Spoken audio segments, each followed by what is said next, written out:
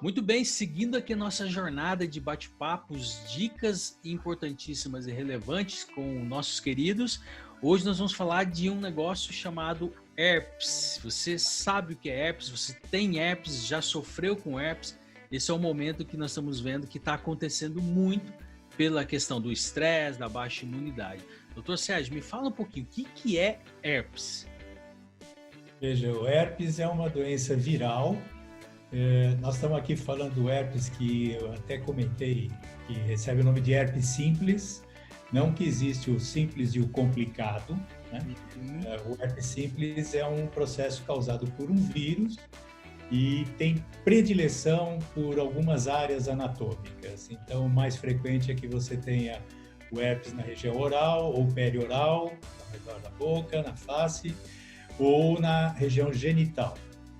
Essas são as áreas predominantes e que, em tese, seriam de maneira preferencial provocadas por dois subtipos, o herpes vírus 1 e herpes vírus 2.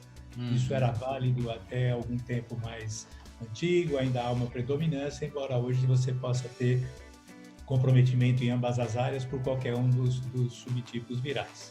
É um processo que tem uma história de evolução. Em geral, quase toda a população vai ter contato com esse vírus logo nos primeiros anos da vida, até os 2 anos de idade.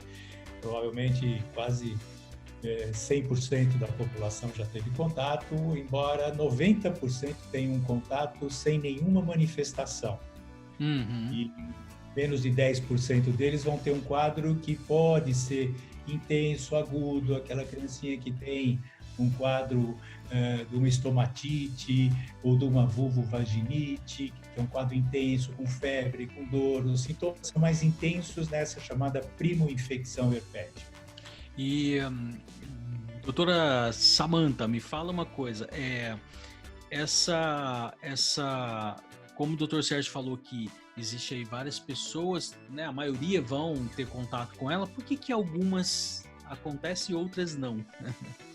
Porque é o sistema imune de cada um mesmo, né? Na realidade, a gente... ele estava falando isso, eu estava pensando, a gente raramente, você nem pede sorologia para ver se entrou em contato, porque se a gente fizesse isso na população, de forma geral, cerca de 90% já entrou em contato. Por que algumas pessoas desenvolvem e outras não?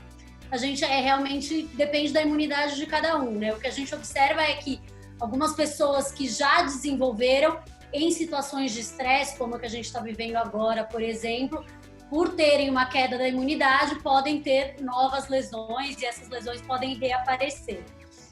É bastante comum que elas repitam um lugar, né? Mas, na verdade, pode dar em qualquer região do tegumento. É bem clássico, né? Situações que causam uma baixa de imunidade fazer a lesão aparecer. As pessoas que costumam ter assim de repetição já estão até acostumadas.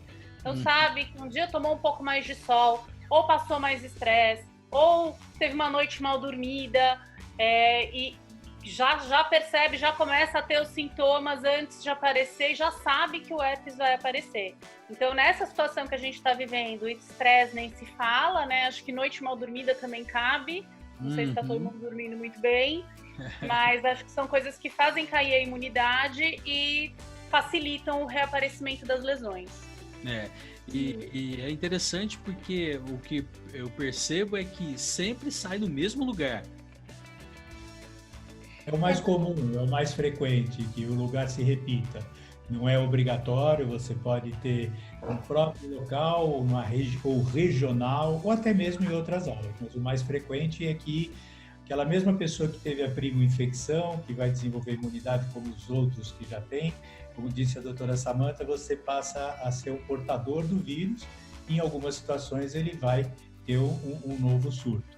E tem pessoas que têm na infância, depois tem um único episódio, que vai ser a primeira infecção herpética, já na adolescência ou na vida adulta, mas infelizmente tem aqueles que padecem dos ciclos recidivantes. É uma doença que a cada momento, e uma queda mais importante, significante da imunologia, vai acabar abrindo um novo surto.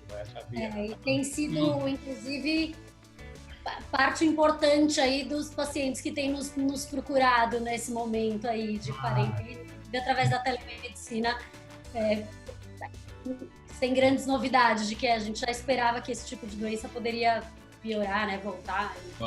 Agora me fala uma coisa, se é um vírus, então pega e, como vocês já disseram, a maioria tiveram contato, mas precisa de ter um certo cuidado. Quem tem herpes precisa evitar contato com outras pessoas, talheres, copos.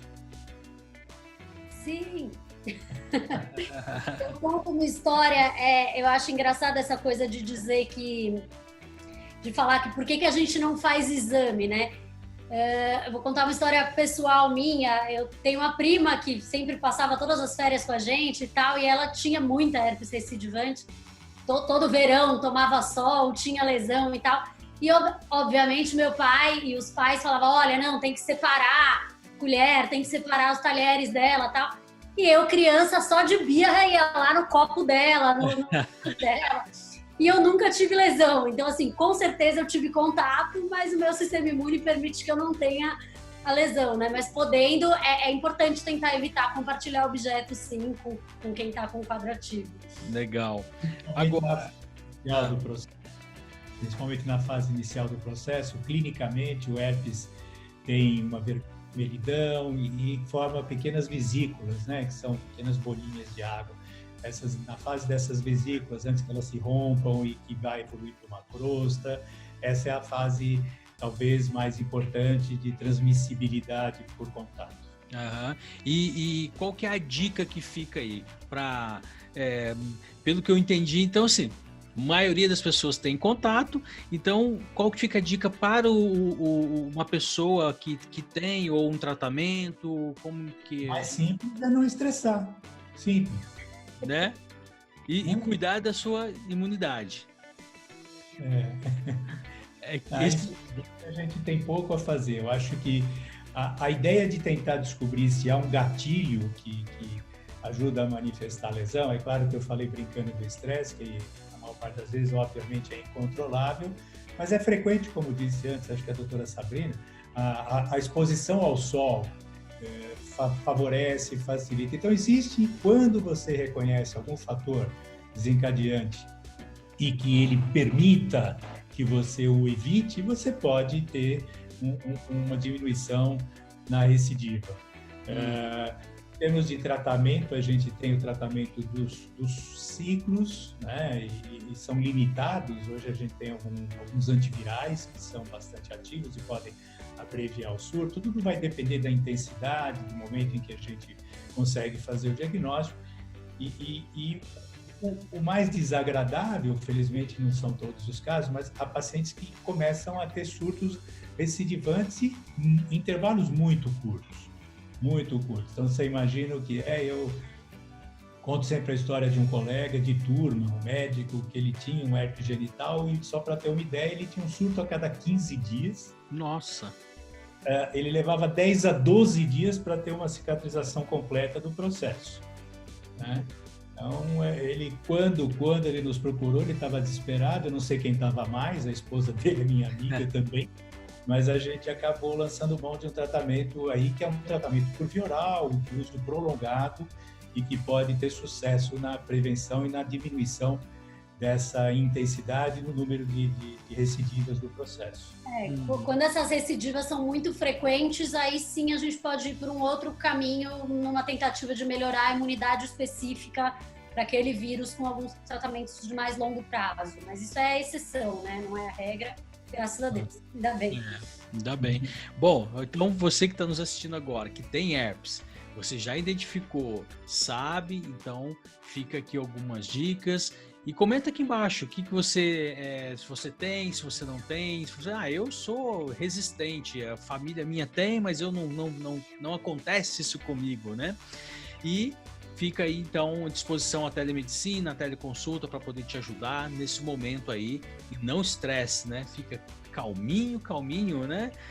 Que tá um pouco difícil nesses dias, mas vamos tentar manter aí o controle do estresse.